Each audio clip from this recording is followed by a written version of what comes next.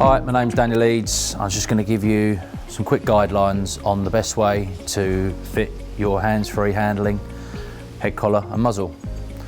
Now, you'll fit your head collar as normal, ensuring that your noseband, your headpiece and your throat lash is all in the correct place. And then what I would suggest you do, if your horse or pony hasn't seen one of these before or ever had a muzzle on before, which lots of them won't, is just offer the lick to the horse or pony initially, and try not to let them grab it out your hand, because that's what they're going to try and do. And then once they're relatively comfortable with that, put the muzzle in the lick in the bottom of the muzzle and just offer it to them before you attach it. Again, then once they're comfortable, clip it on.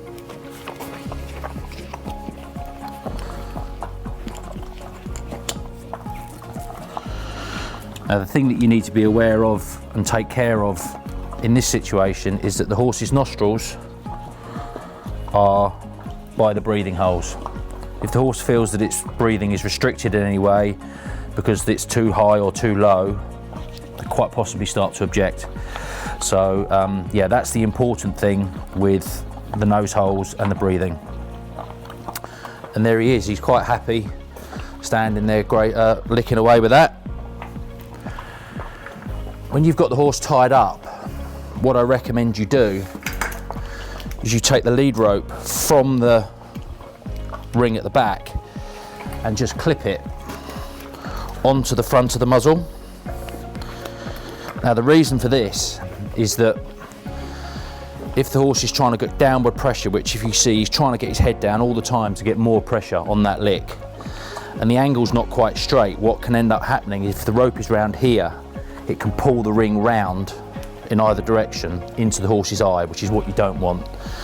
There isn't a loop or a ring on the front of the muzzle. We didn't put one on there because it's just something else to get caught up potentially when the horse is in the paddock with it. So as you can see there, you've got a nice straight line.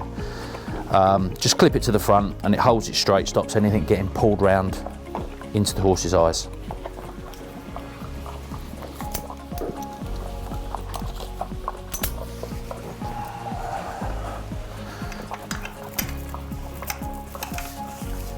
Then when you want to use the unit just as a grazing muzzle,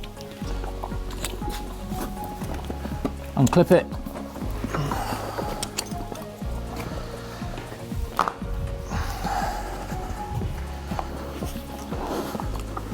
and just secure it back on,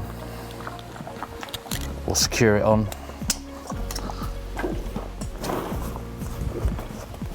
With your 3 clips.